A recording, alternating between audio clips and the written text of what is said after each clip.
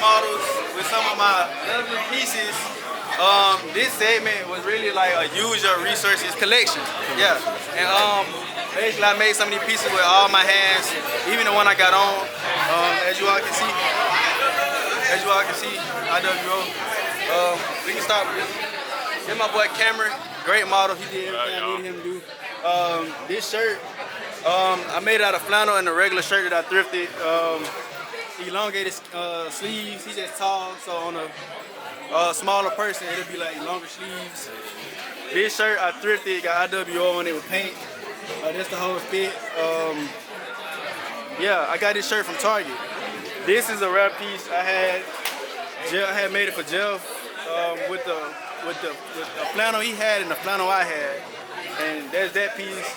As you all can see, we got IWO, a jean jacket with the kanji symbol. It means overcome and conquer. Double-waisted pants. We got the same kanji symbol on the leg, knee hole with the crosses on the leg. This one is a crop tee. It is IWO it's a basic tee, cream, champagne color, IWO with the kanji symbol right here, very simple. And then we got this one. I buried this shirt for 30 days and it got rain rotted, and I had basically just painted everything else. I just made this today. She wanted a handbag with something on it, and she inspired me, so shout out to Sarah for this one.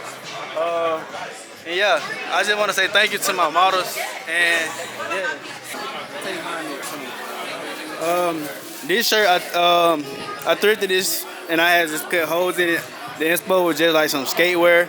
Got IW on the pocket. We got Overcomer on the pants. These some Carhartt jeans. And we got the description around the jeans pants leg. As you all can see, the bold detail. Okay, cool. And this is my model, Canerica. I appreciate you so much. Thank you. And then we got Noni, the one and only. Yeah. Hey, I hope y'all enjoyed this vlog, man. This is my first one. I can't believe this really happened. And yeah, with that being said, Cary Brats out. YouTube, what it is, what it ain't, man. I'm back with another video. If you rockin' with me, hit that like and subscribe. If you ain't, man, stay out my way and I'm gonna stay out yours. This video gonna be about the post show.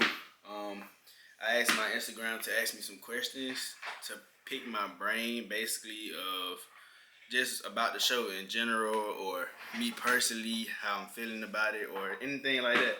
And I got a few responses, and yeah, we're gonna start off with the, let me just put my phone right here. But somebody asks, what did you want your first show to say to the world without using words?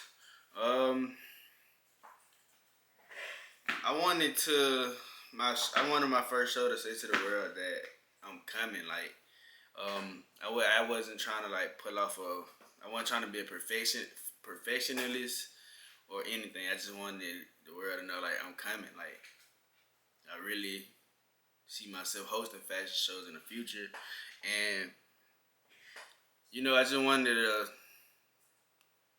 express that I'm more than capable.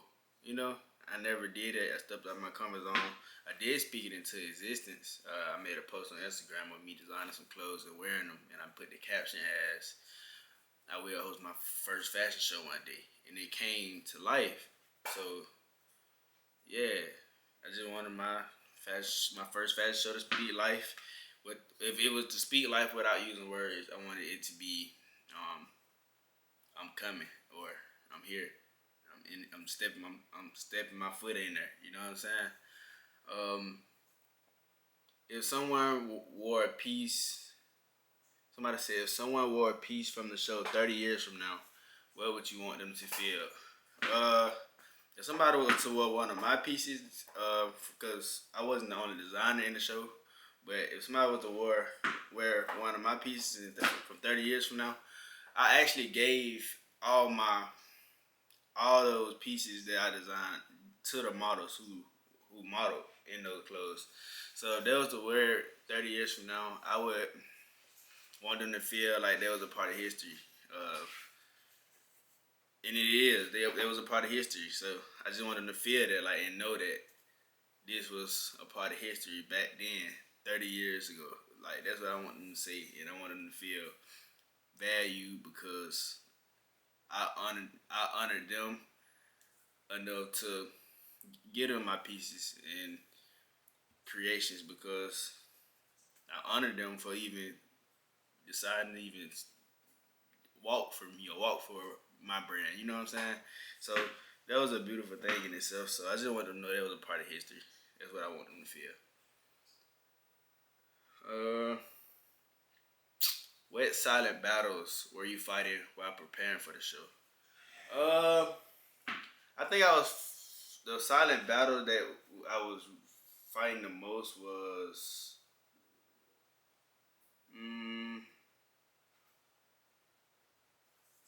what silent battles was I fighting?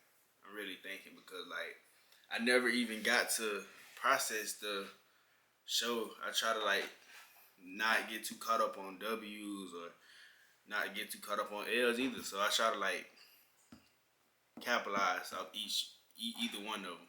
So of course the show is like a W to me, but I always tell myself never take a W to the head, never take an L to the heart. So they keep me grounded enough to where I'm not reflecting and really sitting in the moment. Um, the healthy way. So I feel like I need to start doing that more. Start seeing in more moments and being in tune with what's going on around me instead of moving to the next thing. So bear with me. I ain't trying to yap or anything. But I think a silent battle I had was I want to say self doubt. If I'm being honest, because I ain't really think I can do it. But hold on, as I'm looking at this question, I think this gonna answer my second part of that answer. Uh, yeah, this other question is down. Somebody asked. It said, "What did this process reveal about your discipline, faith, or character?" So piggybacking off the silent battles, uh, my Miss Residence Life, because I am Mr. Residence Life. It was a duo event, so she had family emergency and she had to go back home. And that silent battle where I felt like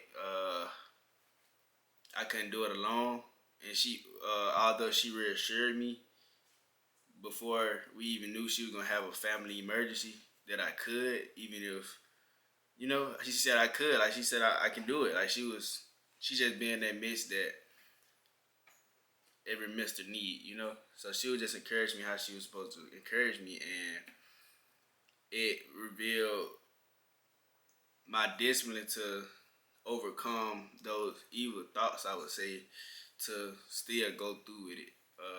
Romans 12:21. That word reads, "Don't be overcome by evil, but overcome evil with good." So me overcoming that evil talk, self-talk, I had to overcome with good and actually not let that overwhelm me or overtake me or try to like, you know what I'm saying? So that helped me practice my faith and build some endurance in me in that area, if you get what I'm saying.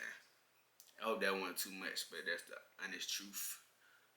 Um, Another question said, did you feel seen or exposed when your work hit the runway? Uh, did I feel seen or exposed when my work hit the runway? Honestly, I feel like I'm seen and exposed every day, um, because I know my brand is what I stand for. IWO. IWO means I will overcome. And the brand is bigger than me. It's a faith-based brand. So I feel like I feel like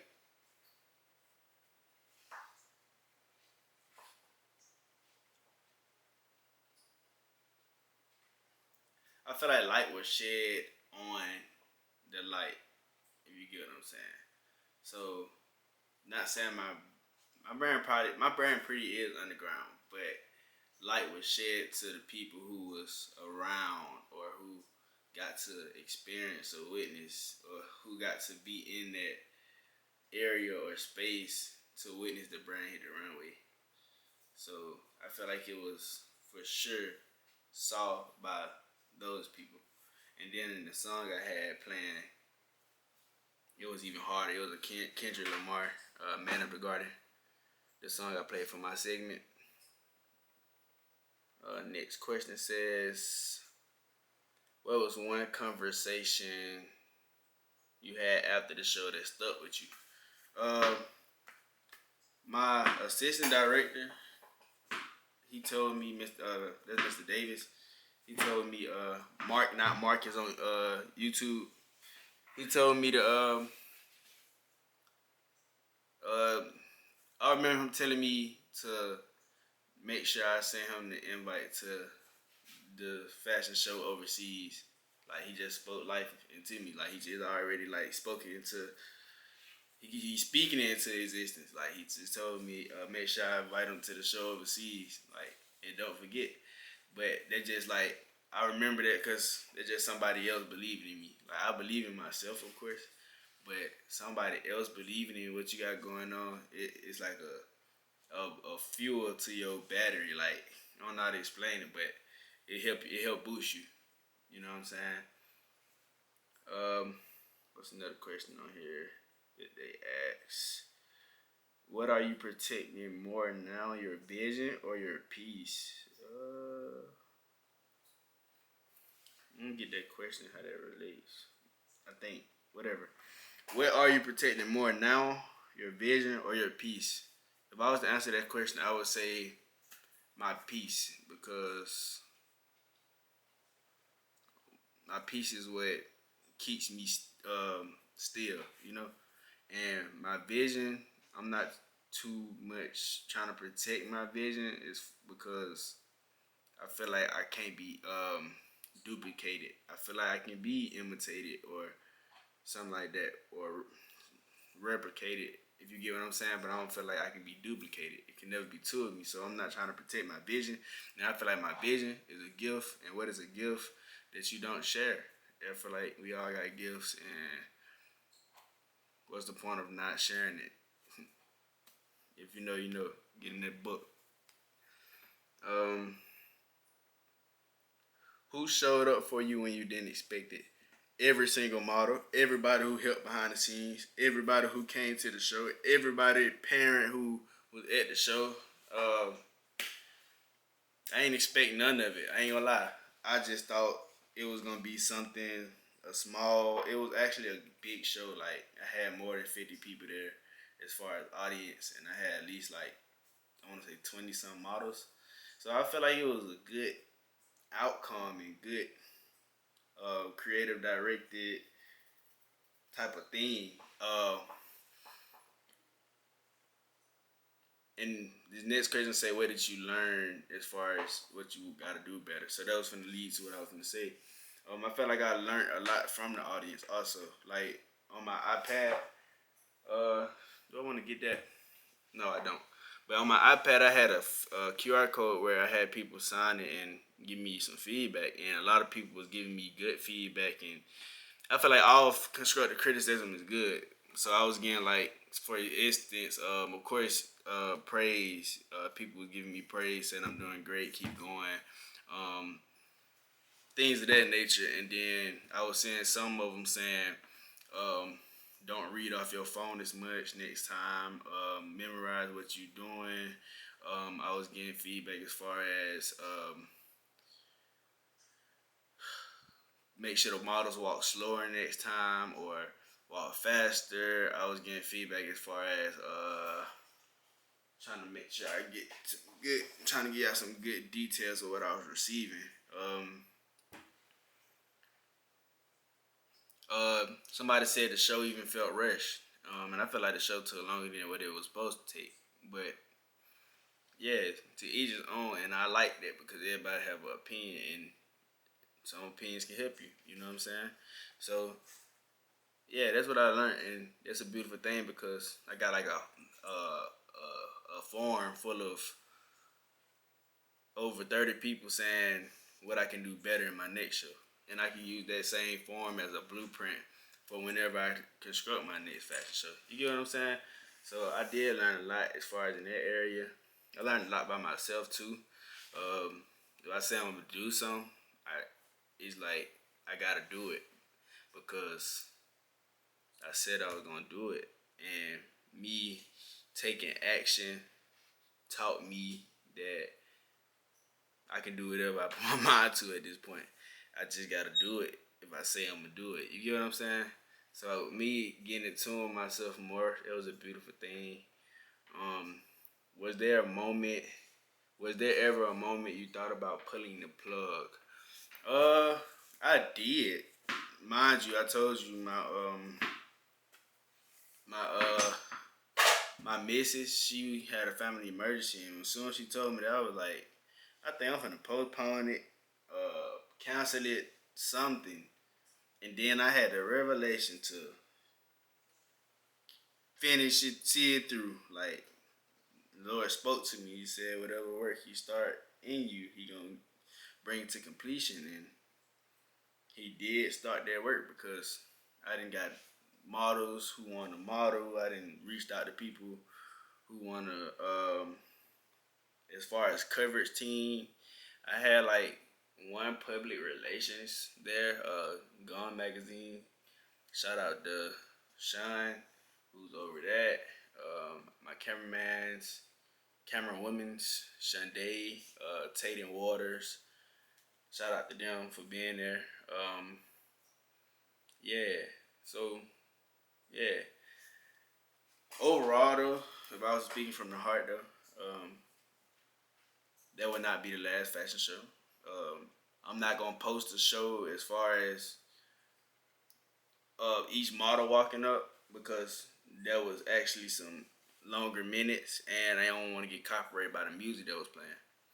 So yeah, I'm just gonna use that for like what is called practice or um, something I can look at as far as how to do better the next time.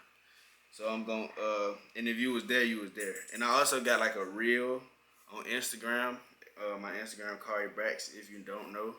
And I got a reel of like pictures of the models when they was posing. So yeah, I feel like I should go look at that because those give you the idea of what I was aiming towards and the vibes I was going for. And every brand, hold on, I seen another question where you're gonna hit on this. It said, "How did you tie in faith in your fashion show?"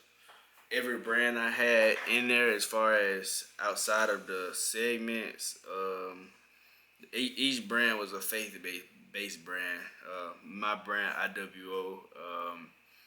We had Micah brand in there, Divine 8. What else? We had Tate and Waters, ASF. And they all faith-based brands, and I feel like that's how I tied in faith with that fashion show. And in the future, that's all the runway gonna get if you on this walk just like me. You'll understand it. But if not, you will get in life, and that seed will be planted in the name of Jesus. All praises. But yeah, I feel like this is just the beginning. I don't even feel like I started anything, but I feel like it's the beginning because in reality I did start something, and I want to do that. It's something that drives me, especially a show full of my garments or a show just strictly centered on IWO. That would be a beautiful thing in my eyes, in the world eyes, I believe, because my brand ain't just for me. It's not no ego-driven brand. It's a brand that have a healthy ego-driven type of standpoint, if you get what I'm saying. But yeah, all praises. Like I said, it won't be my last fashion show. Thank you for whoever made it to this far of the video. And yeah, Cary Brax is out.